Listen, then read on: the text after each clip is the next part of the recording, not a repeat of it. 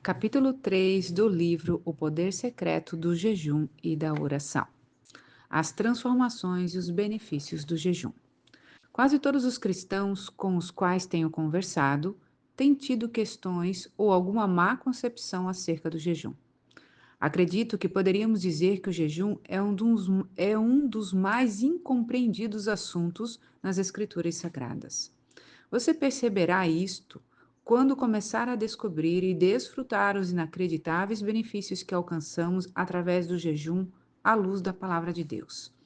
Existem 12 benefícios específicos no jejum escolhido por Deus. Leia no livro de Isaías.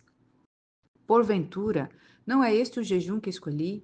Que soltes as ligaduras da impiedade, que desfaça as ataduras do jugo, e que deixes livres os quebrantados e despedaces todo o jugo? Porventura não é também que repartas o teu pão com o faminto e recolhas em casa os pobres desterrados? E vendo-o nu, o cubras e não te escondas da tua carne? Então romperá a tua luz como a alva, e a tua cura apressadamente brotará, e a tua justiça irá diante da tua face, e a glória do Senhor será a tua retaguarda. Então clamarás, e o Senhor te responderá. Gritarás, e ele dirá: Eis-me aqui. Se tirares do meio de ti o jugo, o estender do dedo e o falar vaidade. E se abrires a tua alma ao faminto e fartares a alma aflita, então a tua luz nascerá nas trevas e a tua escuridão será como o meio-dia. E o Senhor te guiará continuamente e fartará a tua alma em lugares secos e fortificará teus ossos. E serás como um jardim regado e como um manancial cujas águas nunca faltam. E os que de ti procederem edificarão os lugares antigamente assolados, e levantarás os fundamentos de geração em geração, e chamar-te-ão reparador de brechas. Isaías 58, do 6 ao 12. Isaías 58 é um dos melhores capítulos da Bíblia no que diz respeito a este assunto. Eu poderia meditar neste capítulo por horas, ele é maravilhoso.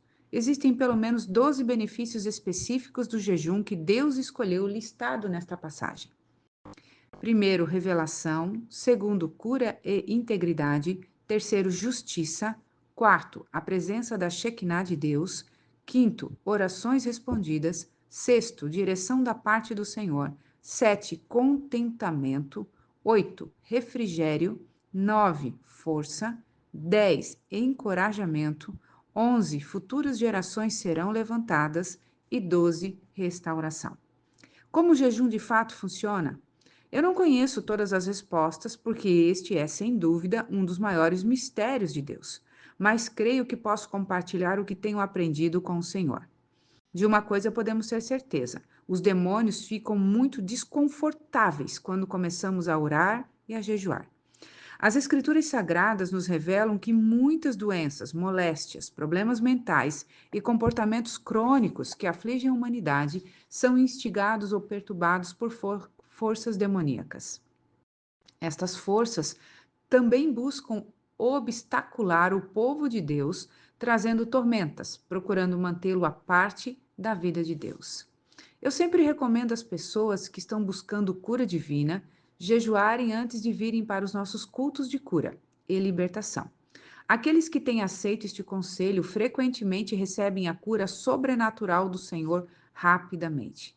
Também costumo dizer às pessoas que a observação do jejum é importante, pois demonstra a determinação do irmão ou da irmã de serem tocados pelo Senhor, aquele que é a fonte de todo o poder.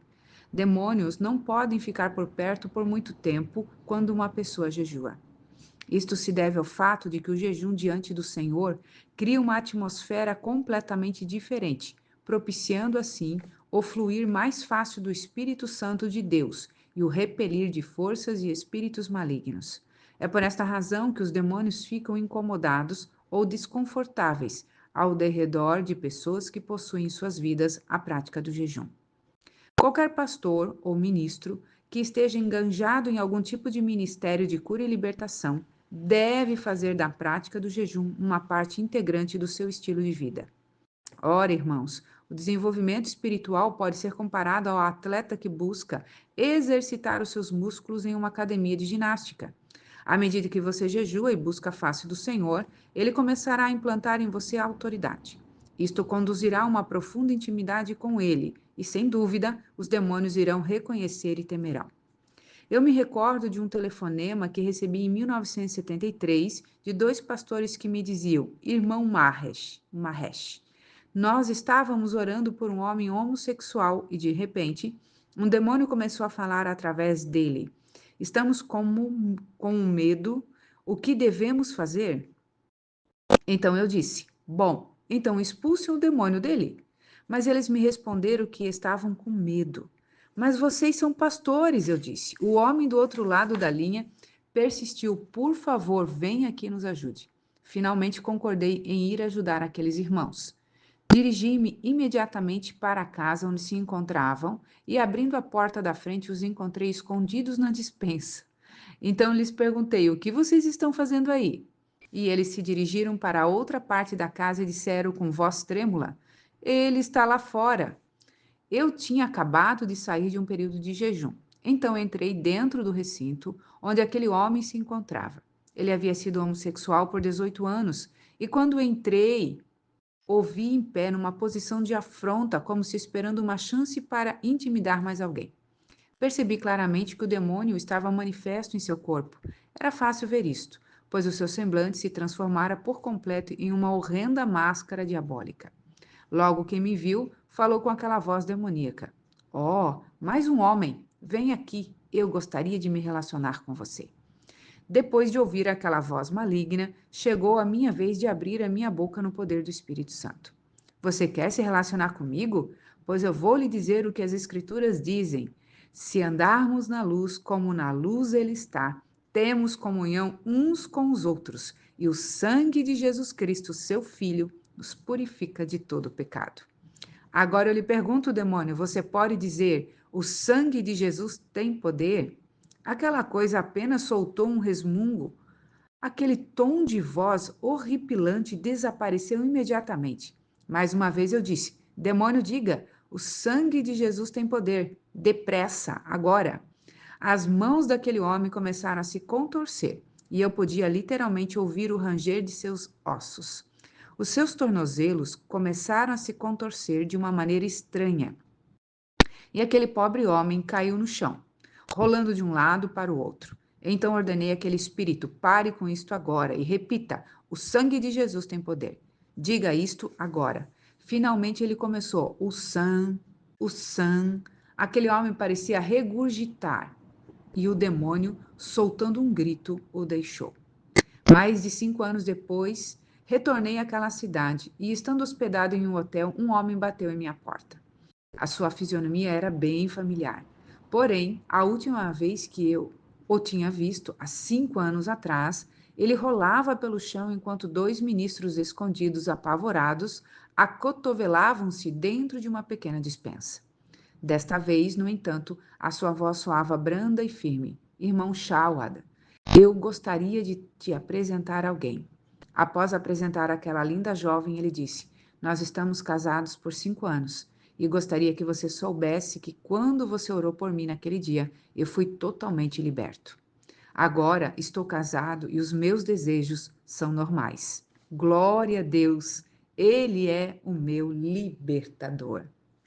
Em uma outra ocasião, estava ministrando em um culto dominical em uma cidade universitária.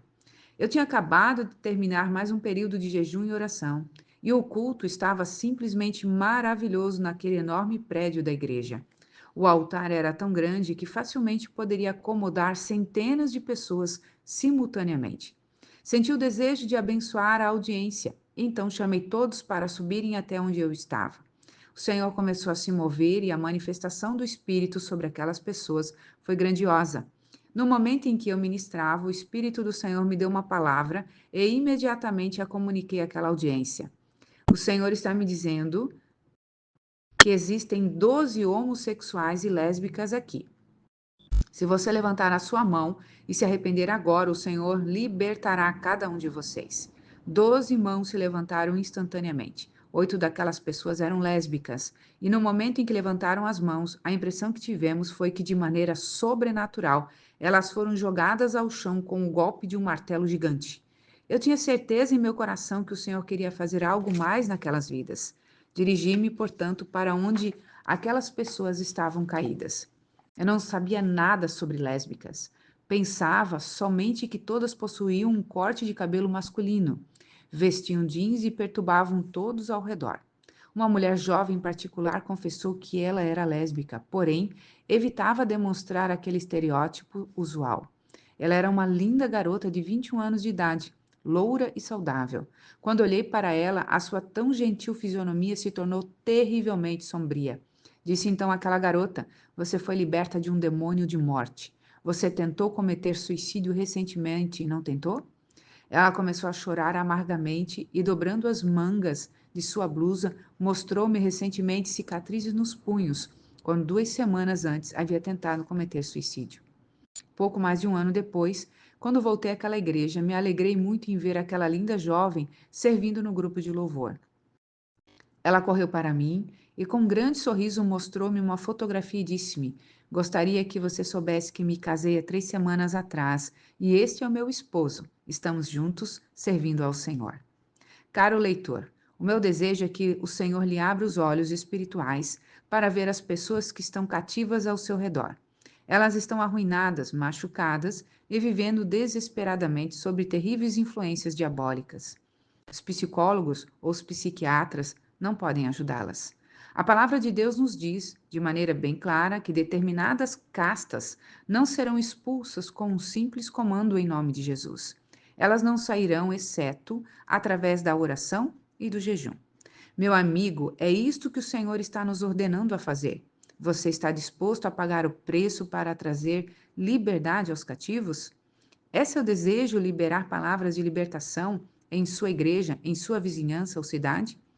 Não podemos estar satisfeitos com o que temos alcançado no Senhor. Existem terríveis julgos escravizando vidas preciosas em nossas cidades. O meu desejo é ver a Igreja de Jesus Cristo se levantando com poder e autoridade. Estou farto de vê-los ferindo-se mutuamente devido à divergência de pontos de vista, enquanto existem tantas necessidades ao nosso redor precisando ser priorizadas.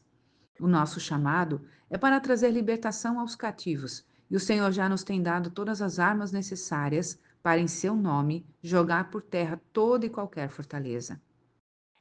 Todos aqueles que estão em busca de libertação do pecado ou algum tipo de debilidade física devem estar perseverantes diante do Senhor.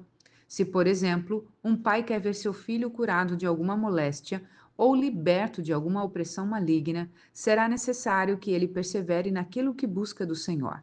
Se de fato se humilhar e perseverar diante do Senhor e jejuar por ele mesmo e por seu filho, o caminho da cura ou libertação se tornará mais fácil de ser experimentado ou ministrado. Por que jejuamos? Compilei abaixo uma lista de 9 razões bíblicas para jejuarmos. É bom lembrar que esta lista não tem necessariamente um paralelo com a lista de 12 benefícios do jejum listado em Isaías 58. Muitos desses pontos vão se encaixar em áreas de nossa vida com Cristo. Além disto, responderão a maioria das questões sobre as quais tenho sido procurado nas últimas 2 décadas. Primeiro, jejuamos em obediência à palavra de Deus. Ao praticar a prática do jejum, está intimamente relacionada com a palavra de Deus. Se lermos as Escrituras com o devido cuidado, perceberemos que ela foi um instrumento de vitória para líderes no Antigo e no Novo Testamento.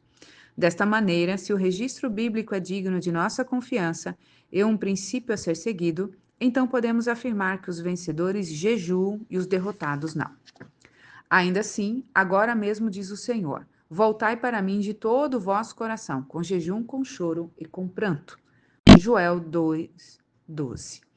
Antes, como ministros de Deus, recomendamo-nos em tudo, na muita paciência, nas aflições, nas necessidades, nas angústias, nos açoites, nas prisões, nos tumultos, nos trabalhos, nas vigílias, nos jejuns, na pureza, no saber, na longanimidade, na benignidade, no Espírito Santo, no amor não fingido.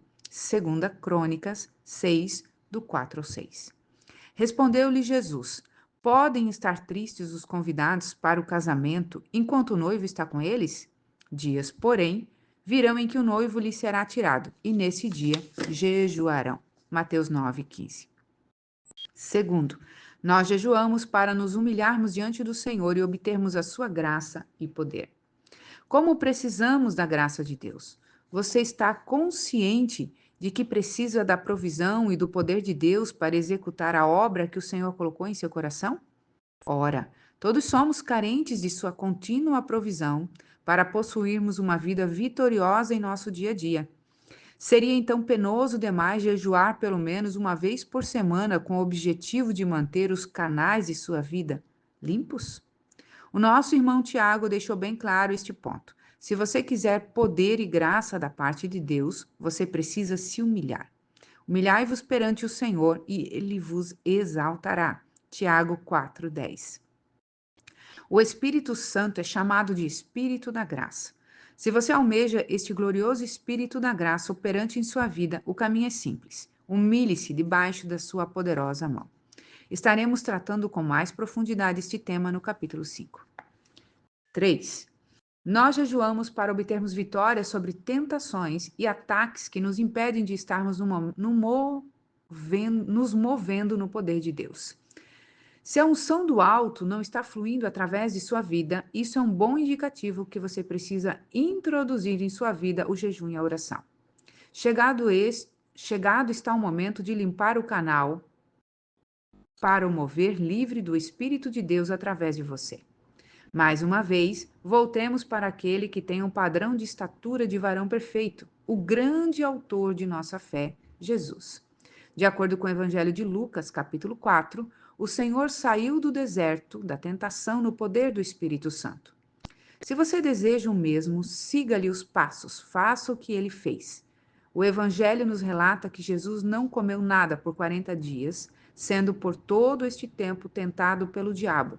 Todavia, o ponto alto do ataque de Satanás foi no momento em que o Senhor se encontrou faminto.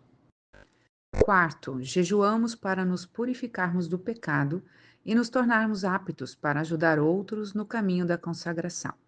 De acordo com as Escrituras Sagradas, Jesus Cristo tirou todo o pecado do mundo na cruz do Calvário. Sim, isto é, sem dúvida, uma realidade gloriosa. Contudo, muitos de nós ainda vivemos cercados ou embaraçados por pecados e parece que, por mais que nos esforcemos e os evitemos, eles continuam nos assediando e trazendo frustrações. Esta tem sido a realidade da sua vida? Na verdade, nosso Deus, sendo conhecedor de nossa natureza, providenciou de antemão provisão para sermos não somente vencedores sobre o pecado em nossas vidas, mas também aptos para nos posicionarmos na brecha da intercessão por outros. Se existe algum mau hábito ou pecado crônico em nossa vida que ainda insiste em mantê-lo longe daquilo que o Senhor tem preparado para você, saiba que é hora de humilhar a sua alma no jejum e na oração, e o Senhor o purificará completamente.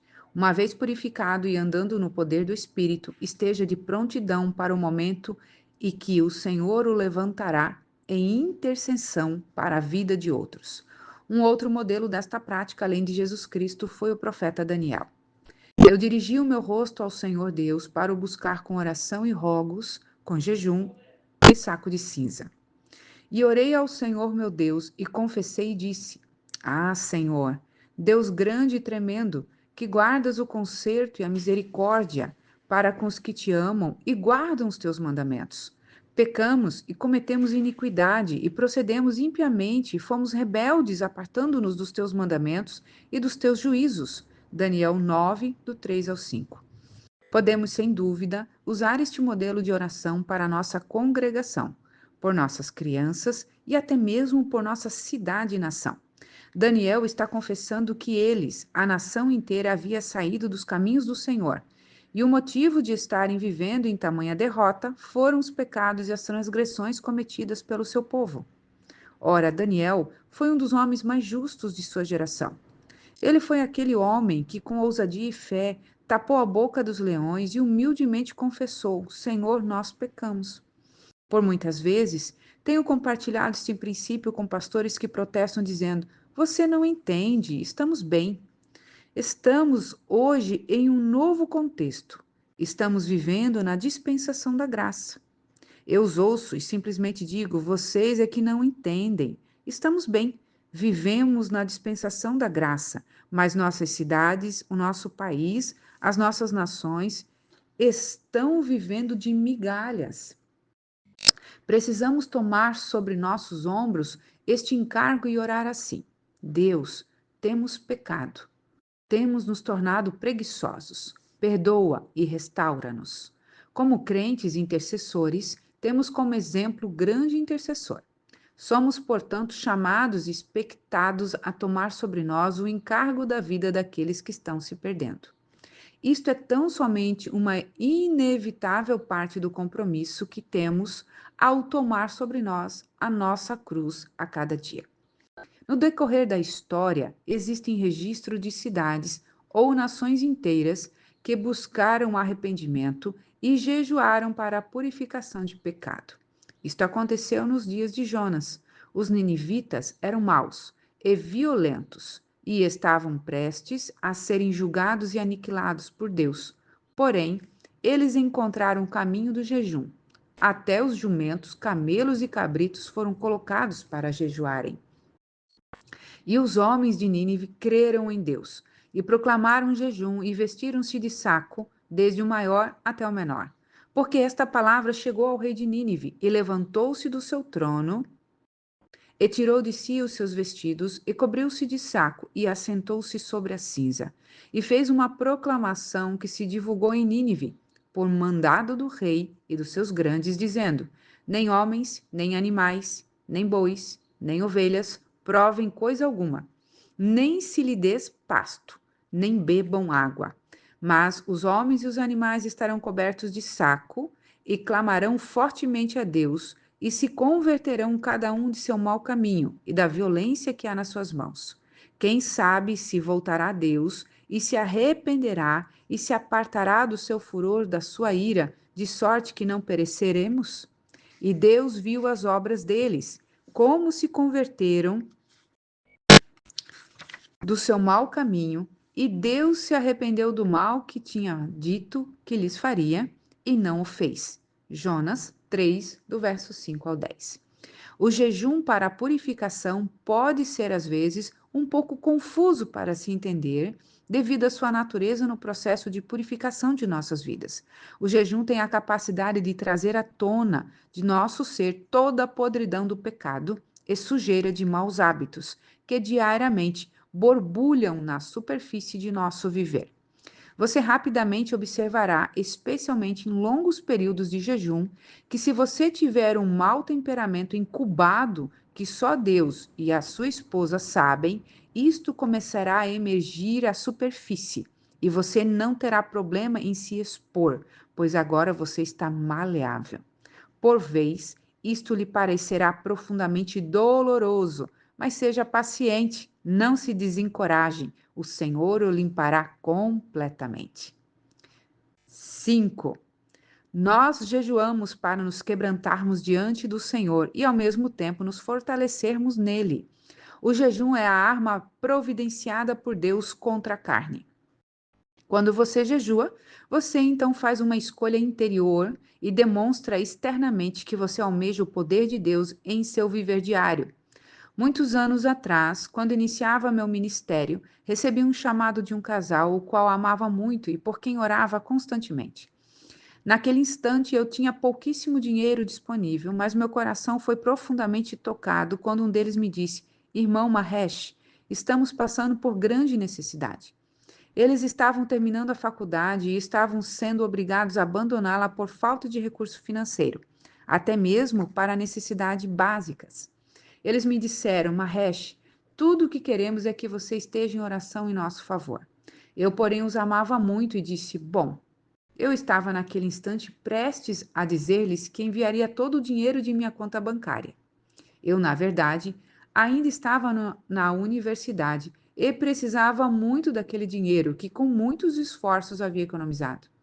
Assim que aqueles irmãos compartilharam-me aquela necessidade, eu disse para mim mesmo: eu vou lhes dar todo o dinheiro que tenho guardado para a matrícula no próximo semestre. Era a minha carne falando. Ora, não existe mal algum ofertar àqueles que estão em necessidade. Todavia, aquele não era o momento para tal procedimento. O pedido dos irmãos era tão somente por oração. Eles buscavam mover do Senhor, e eu simplesmente queria dar-lhes algum dinheiro. De repente, Deus parecia falar comigo ao meu ouvido. Mahesh, você vai ajudá-los ou vai deixar eu agir? Então eu disse: O Senhor é soberano, e orei por eles. No dia seguinte, os dois foram contemplados com bolsas de estudo integral. E o milagre da provisão não parou aí. Nos 2 anos que se seguiram, Deus continuou a cuidar de suas necessidades de maneira sobrenatural. Em contraste a tamanha bênção, o desejo da carne ou o braço mortal de Mahesh poderia ajudar os meus amigos, talvez por 3 dias no máximo. Graças a Deus, ele tem o melhor caminho. Considere o que o Senhor diz em sua palavra. De jejuar estão enfraquecidos os meus joelhos e a minha carne emagrece. E ainda lhes sirvo de opróbrio. Quando me contemplo, movem as cabeças. Ajuda-me, Senhor Deus meu.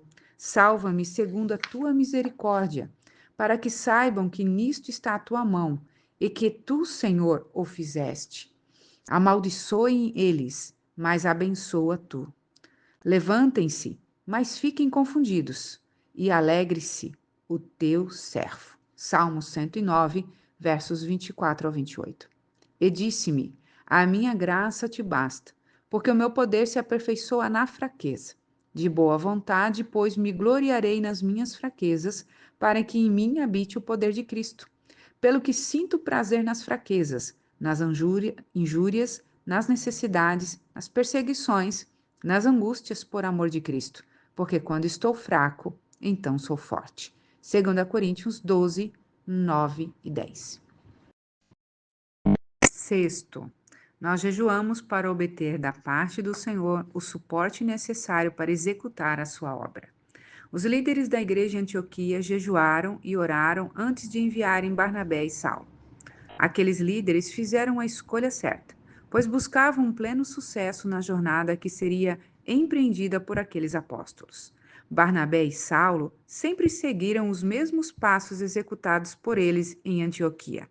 Todas as vezes que estabeleciam uma igreja em uma cidade, eles oravam e jejuavam antes de apontarem os presbíteros daquela cidade.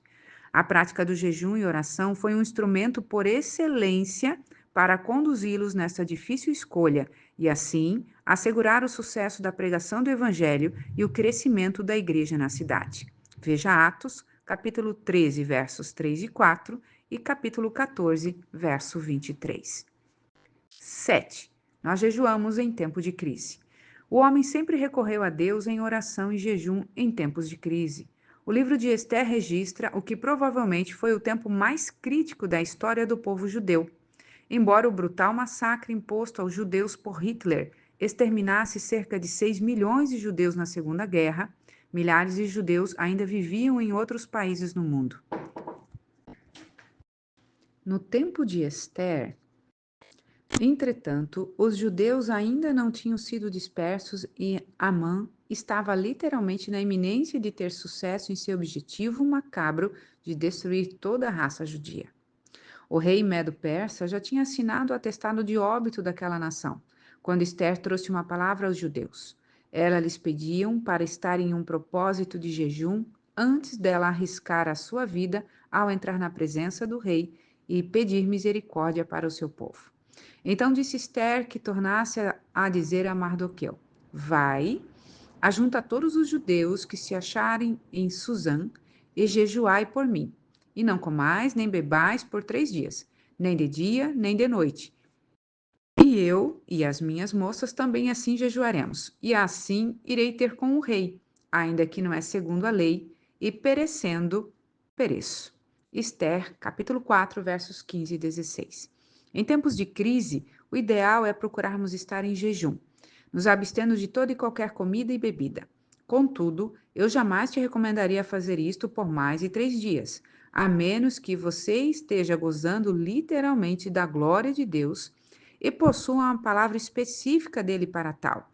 Esther pediu a seu povo que estivesse jejuando por 3 dias, E no final deste período, Deus transformou toda aquela situação caótica em que se encontrava o seu povo, trazendo poderosa libertação. Novamente, no segundo livro das Crônicas 20, Judá estava para ser destruída pelos seus inimigos quando o rei Josafá ordenou ao seu povo um jejum. Como resultado, eles foram testemunhas de um dos mais dramáticos atos de libertação sobrenatural registrados na Bíblia. 8.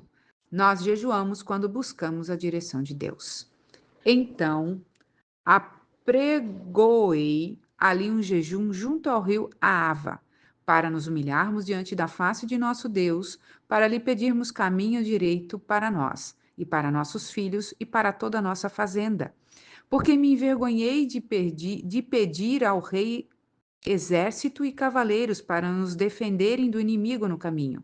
Porquanto tínhamos falado ao rei, dizendo: a mão do nosso Deus é sobre todos os que o buscam para o bem, mas a sua força e a sua ira sobre todos os que o deixam.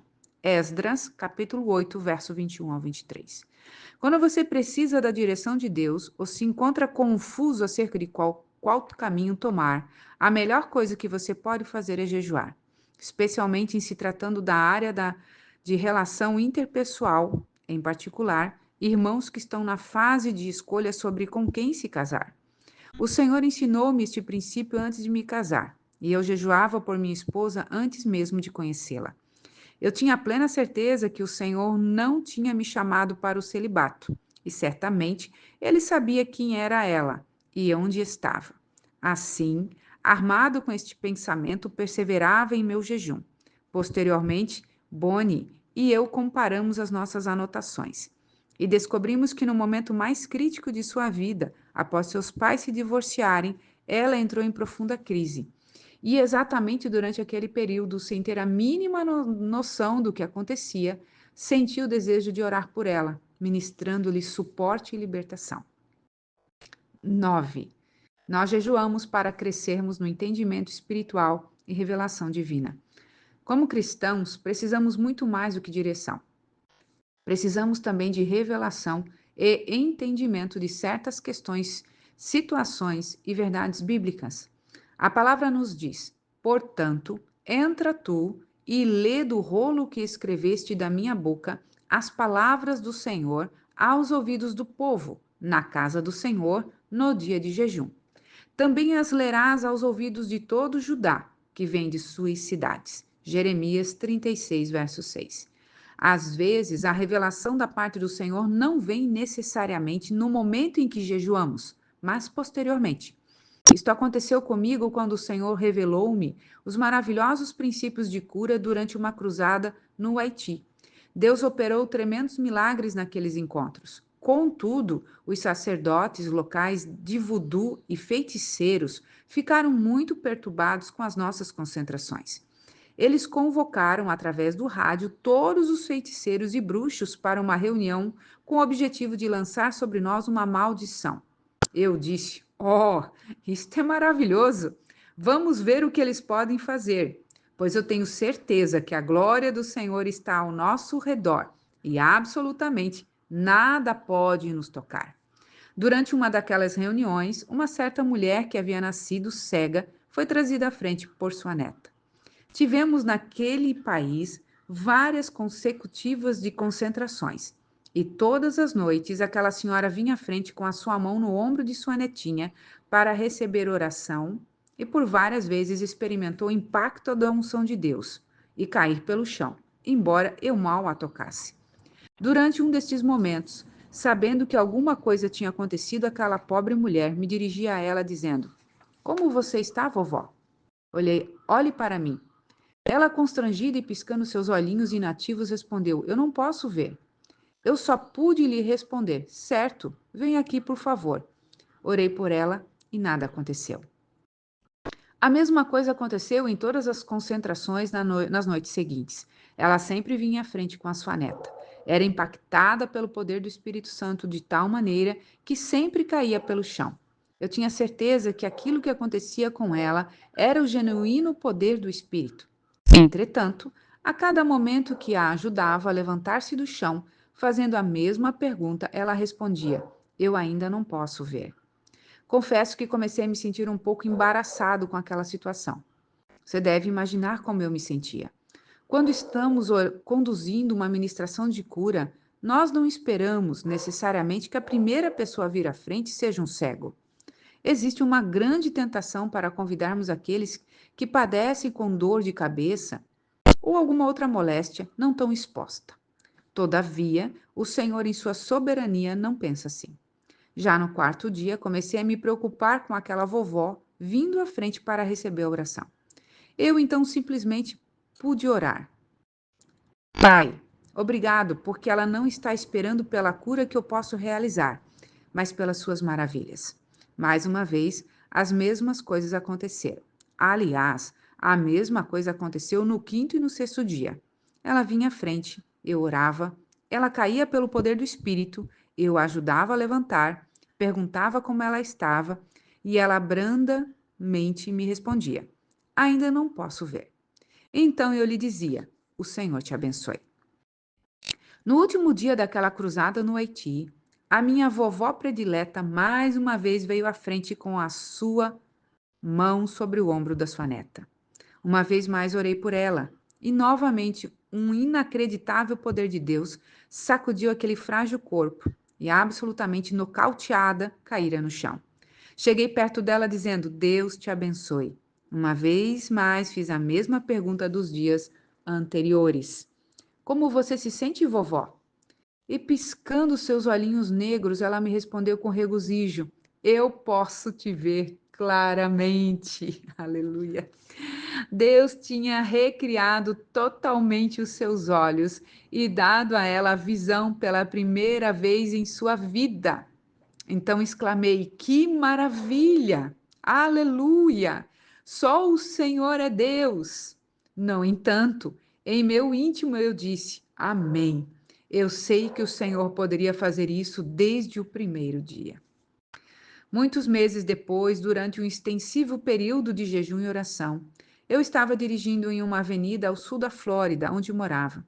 Eu estava distraído quando, bem na frente dos meus olhos, se descortinou a cena daquele dia, quando orei por aquela pobre vovó haitiana.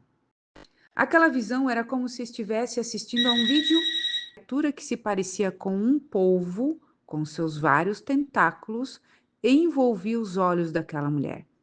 Todas as vezes que orava por ela, a unção de Deus a tocava e a arrebatava de um daqueles horrendos tentáculos. Durante a primeira oração, o segundo tentáculo era sobrenaturalmente removido. Durante a segunda oração, o terceiro, e assim por diante. Na última reunião, aquela mulher tinha vindo à frente apenas com um tentáculo que ainda insistia em fazê-la cega. Na verdade, aquela criatura era um espírito de cegueira, um demônio que a tinha mantido amarrada e confinada no mundo de trevas. Quando orei por ela naquele último dia, o último tentáculo a abandonou e ela podia ver claramente. Naquele dia, o Senhor deixou bem claro em meu espírito que obstruções demoníacas podem nos impedir de várias maneiras. Toda vez que você ora sob a unção do Espírito Santo, sem dúvida alguma coisa acontece no mundo espiritual. Creia nisso. O Senhor sempre nos dirá: não se desencoraje, persevere em oração até o último obstáculo cair por terra e a cura e a libertação acontecerem. Encerramos aqui o capítulo 3. Deus te abençoe.